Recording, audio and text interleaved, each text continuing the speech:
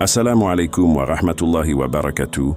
Bienvenue dans cette vidéo dédiée à un sujet essentiel pour chaque musulman, la prière, salah. La prière est l'expression ultime de notre foi, le pilier central de notre vie spirituelle et un moment de connexion intime avec Allah.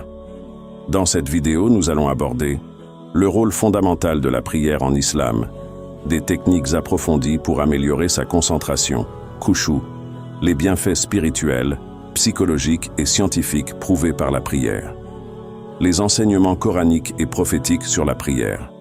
Chaque point sera détaillé pour enrichir votre compréhension et, Inch'Allah, renforcer votre attachement à ce pilier incontournable de l'islam. La prière est le deuxième pilier de l'islam, établi par Allah lui-même comme un devoir pour tous les musulmans. Elle a été rendue obligatoire lors de l'ascension nocturne du prophète Muhammad, paix et bénédiction sur lui, l'Isra wa al-Miraj. Cet événement souligne l'importance de la prière, puisqu'elle a été prescrite directement par Allah sans intermédiaire. Dans le Coran, Allah commande et accomplit la prière, car la prière préserve de la turpitude et du blâmable. Mais le rappel d'Allah est ce qu'il y a de plus grand. Surat Al-Ankabut, verset 45. Cela montre que la prière n'est pas seulement un acte d'adoration, mais aussi un moyen de nous purifier de toute mauvaise action. Le prophète Muhammad, paix et bénédiction sur lui, a dit « Entre un homme et le polythéisme et la mécréance, il y a l'abandon de la prière. » Hadith rapporté par Muslim. Cela signifie que la prière est le critère fondamental qui distingue un croyant d'un mécréant. Elle est l'expression visible et régulière de notre foi et notre soumission à Allah. Chaque prière est une opportunité d'établir un dialogue intime avec notre Seigneur. Lorsque nous récitons Al-Fatiha, nous parlons directement à Allah. Dans un hadith Qudsi, Allah dit « J'ai partagé la prière Al-Fatiha en deux parties entre moi et mon serviteur aura ce qu'il demande. » Hadith rapporté par Muslim.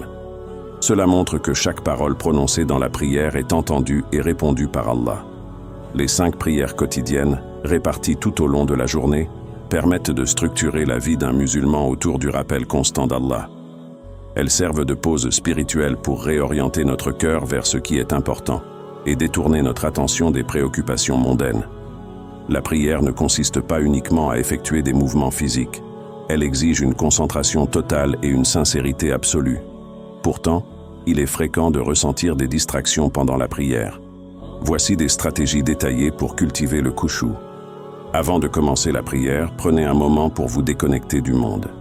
Faites vos ablutions wudu lentement et consciemment, en méditant sur le fait que vous vous purifiez pour vous tenir devant Allah. Habillez-vous proprement, dans une tenue modeste, et priez dans un lieu calme, dépourvu de distractions. Apprenez la signification des sourates que vous récitez régulièrement dans vos prières, en particulier Al-Fatiha. Cela vous aidera à ressentir les paroles que vous prononcez. Par exemple, lorsqu'on dit « Guide-nous sur le droit chemin », Surat Al-Fatiha, verset 6. Imaginez-vous véritablement implorer Allah de vous guider sur la voie de la droiture. La monotonie peut entraîner une perte de concentration. Essayez d'apprendre de nouvelles sourates ou invocations à réciter pendant la prière, afin de rester pleinement engagé. Prenez votre temps dans chaque position. Lors de la prosternation sajda, profitez-en pour faire des invocations personnelles, car c'est le moment où le serviteur est le plus proche de son Seigneur. Le prophète Muhammad, paix et bénédiction sur lui, a dit « Quand l'un de vous est en prosternation, qu'il implore beaucoup, car il est très probable qu'il soit exaucé. » Hadith rapporté par Muslim. Satan essaiera toujours de perturber votre prière. Si vous ressentez des pensées intrusives, ignorez-les et concentrez-vous sur la récitation.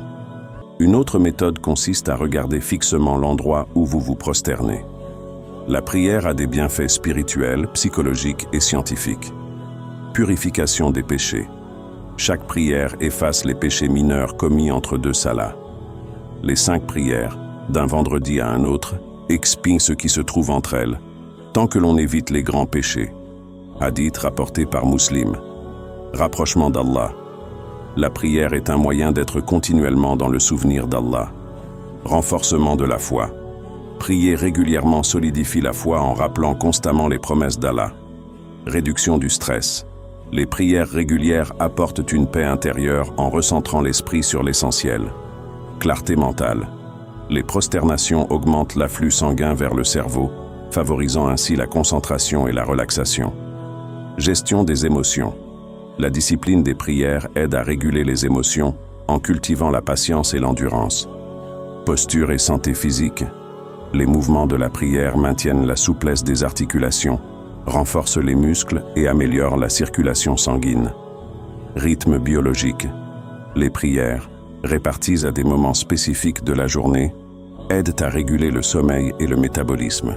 Et accomplissez la prière, car la prière préserve de la turpitude et du blâmable. Sourate Al-Ankabut, verset 45.